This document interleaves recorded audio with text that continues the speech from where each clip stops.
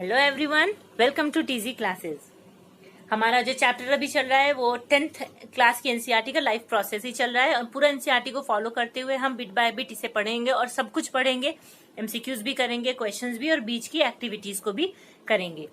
तो हम स्टार्ट करते हैं। लास्ट वीडियो में हम न्यूट्रिशन का देख रहे हैं, न्यूट्रिशन इन ह्यूमन बींग्स। उसमें हमने देखा कि किस तरह से स्टेप्स होते हैं। इसमें 5 स्टेप्स में हमने इसे देखा है। अमीबा और पैरामीशियम का भी हमने 5 स्टेप में देखा था। इंजेक्शन में इंसान कुछ भी उठाता है और उठाने के बाद जैसे आपने फूड लिया, उठाया और उसे खाया, उसे हम बोलते हैं इंजेक्शन। बस आपने उसको फूड को अपने माउथ तक ले गए, माउथ में रख लिया, आपका फर्स्ट प्रोसेस कंप्लीट हो गया। सेकंड प्रोसेस में हम पढ़ते हैं डाइजेशन के बारे में। डाइजेशन में सारा प्रोसेस, सारा जो एंजाइमेटिक रिएक्शन होता है वो सारा कुछ हमने पढ़ा। जो सारे जूसेस का रिएक्शन होता है, सब कुछ, किस तरह से हमारा प्रोटीन, कार्बोहाइड्रेट्स और फैट्स ब्रेक होते हैं। अब हम थर्ड, फोर्थ और फिफ्थ करेंगे यहाँ पे। तो थर्ड हम देखते हैं, यह है एब्जॉर्प्शन। लास्ट वीडियो में हमने देखा कि डाइजेशन तो हो गया है और एक बहुत इंपॉर्टेंट चीज डाइजेशन से रिलेटेड मुझे जो बतानी थी लास्ट वीडियो में, वो ये है कि डाइजेशन ऑफ एवरीथिंग जो भी मतलब आपके फूड में होता है, from carbohydrates to proteins to fats, आपका सब कुछ, सबका डाइजेशन आपका स्मॉल इंटेस्टाइन में कंप्लीट हो जाता है। स्टार्ट कहाँ से होता है? माउथ से, और कंप्लीट कहाँ हो जाता है? स्मॉल इंटेस्टाइन में। माउथ और stomach and then small intestine, इन तीनों ऑर्गन्स में ही कंप्लीट हो जाता है। इसोफेगस आपका एक पैसेज होता है माउथ से और स्टमक को लिंक करने के लिए। तो माउथ में स्टार्ट किसका होता है? स्टार्च का। सबसे पहले अगर ऐसा कुछ कोई पूछता है कि सबसे पहले डाइजेशन किसका शुरू होता है, स्टार्च का, वो माउथ से ही स्टार्ट हो जाता है। पर कंप्लीट 30 to 40% हो जाता है माउथ में स्टार्च। अगर आपके खाने में 100 मॉलिक्यूल्स ऑफ स्टार्च है तो 30 to 40%, मतलब 30 से 40 मॉलिक्यूल उस टाइम वहां पे डाइजेस्ट हो जाएंगे। लेकिन बाकी सारा कंप्लीट डाइजेशन सब चीजों का स्मॉल इंटेस्टाइन में ही होता है। डाइजेशन के बाद मतलब कि हमारा जो फूड पार्टिकल्स हैं वो इतना सॉल्युबल फॉर्म में आ गया है और अपने स्मॉलेस्ट यूनिट में आ गया है कि बॉडी अब उसे आराम से एब्जॉर्ब कर सकती है। बॉडी एब्जॉर्ब कर सकती है तो अब अभी स्मॉल इंटेस्टाइन में ही फूड है। एब्जॉर्प्शन का जो सारा प्रोसीजर होगा वो भी स्मॉल इंटेस्टाइन में ही होगा। हमारी स्मॉल इंटेस्टाइन की जो स्ट्रक्चर है, जो इसका फॉर्मेशन है, वो इसी हिसाब से हुआ है ताकि वो ज्यादा से ज्यादा एब्जॉर्प्शन कर सके।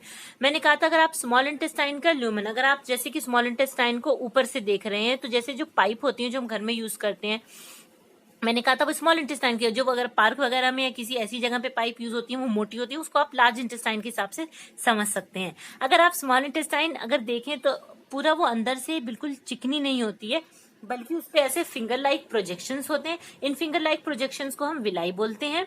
अब ये क्यों होते हैं? ये basically surface area drastically increase कर देते हैं। जाहिर सी बात है, अगर हमारी स्मॉल इंटेस्टाइन सिर्फ प्लेन होती, मतलब सिर्फ ऐसी होती, तो उसमें क्या, यहीं से तो सिर्फ एब्जॉर्ब होता फूड।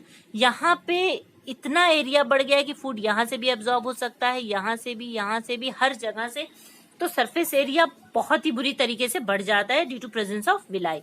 अब ये विलाई सिर्फ सिंपली ऐसे नहीं होती, इसको मैं आपको एक और इसका पिक दिखाती हूँ। तो आप यहाँ देखिए, ये विलाई है जो मैंने डायग्राम में बहुत ही छोटा सा बनाया था। जो फिंगर लाइक प्रोजेक्शंस बनाई थी, ये उन्हीं का ही बहुत ही वैसा फोटो है कि जिसमें आप पास से देख सकते हैं कि वो एक्चुअली दिखती कैसी हैं। तो इस डायग्राम में, इस फिगर में विलाई को बहुत ही ऐसे दिखाया है कि अंदर आपको सारा इवन कैपिलरीज तक दिखती हैं। तो ये जो कैपिलरीज आपको दिख रही हैं यहाँ पे विलाई में, इससे आप आराम से, जब बॉडी में फूड होता है तो जो अभी हमने यहाँ पे देखा इसी विलाई का, तो इसके अंदर पूरी कैपिलरीज भरी हुई हैं। कैपिलरीज क्या होती हैं? कैपिलरीज फाइनेस्ट ब्लड वेसल्स होती हैं। इनका जो कहते हैं थिकनेस होती है, सिंगल सेल्ड होती है, मतलब इनके अंदर बाहर आराम से आप कुछ भी एब्जॉर्ब हो सकता है, इतनी ज्यादा ये थिन होती हैं। तो ये पूरी इसके अंदर होती हैं, भरी होती हैं यहाँ से, हर जगह से। तो यहाँ से आराम से जो आपका डाइजेस्टेड फूड मटेरियल है एब्जॉर्ब हो जाता है। तो एब्जॉर्प्शन के लिए हम देखेंगे स्मॉल इंटेस्टाइन में ये मेन रीजन है for the absorption of digested food, और एब्जॉर्प्शन होता है through the walls of small intestine, और उन्हीं वॉल्स पे है हमारा विलाई। तो ब्लड में चला गया, आपका जो भी एब्जॉर्ब्ड फूड था, स्मॉलेस्ट सॉल्युबल फॉर्म जो था, वो सारा का सारा ब्लड में चला गया। जैसे ब्लड में एंटर कर गया, आपका एब्जॉर्प्शन का जो प्रोसेस था इसमें वो कंप्लीट हो गया। अब आता है प्रोसेस दूसरा, एसिमिलेशन का। एसिमिलेशन में क्या होता है, जैसे आपका सारा कुछ ब्लड में चला गया। अब ब्लड तो एक कनेक्टिव फ्लूइड, एक कनेक्टिव टिश्यू है, तो ब्लड में एक जगह तो रहेगा नहीं, पूरी बॉडी। अभी तक हमारे माउथ से लेके स्मॉल इंटेस्टाइन तक जहां भी हमारा फूड गया, इसोफेगस से स्टमक में गया, कहीं भी अभी भी ब्लड का कहीं पे इसमें कनेक्शन नहीं था, ब्लड से दूर था ये सब कुछ। अब यहाँ पे इतना फाइन हो जाता है सब कुछ, और एब्जॉर्प्शन जरूरी है। अब यहाँ पे ब्लड से इंटरेक्ट हुआ है जो भी हमने खाया है, ठीक है।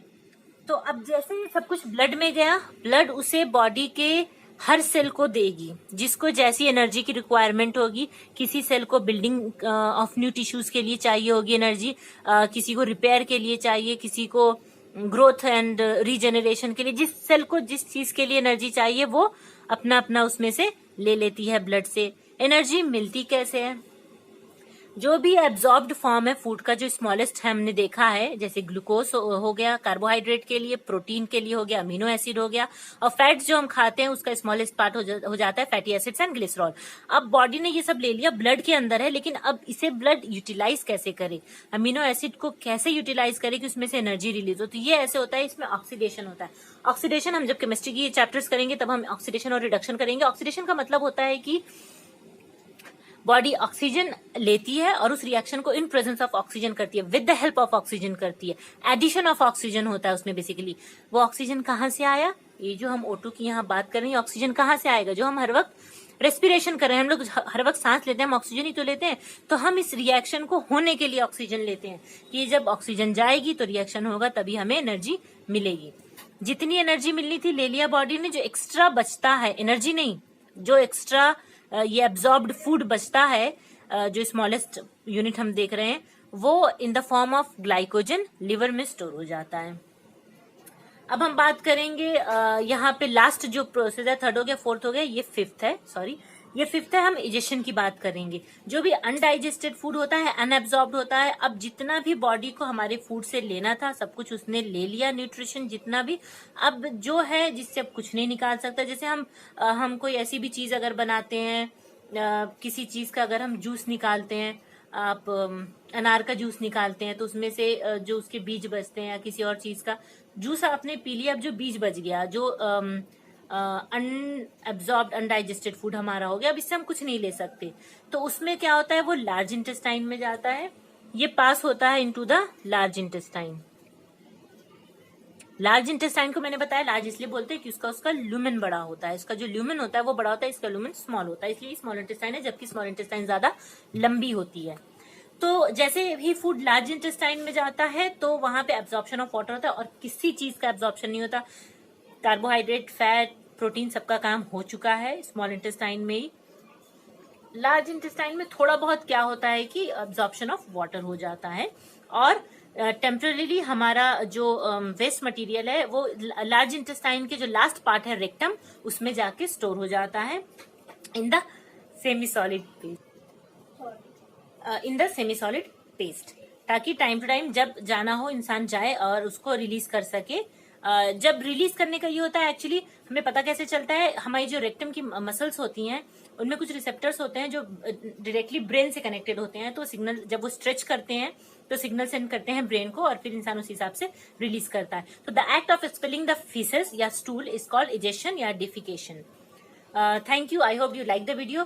Please subscribe to my YouTube channel, share it with your friends and don't forget to hit the bell icon. Thank you.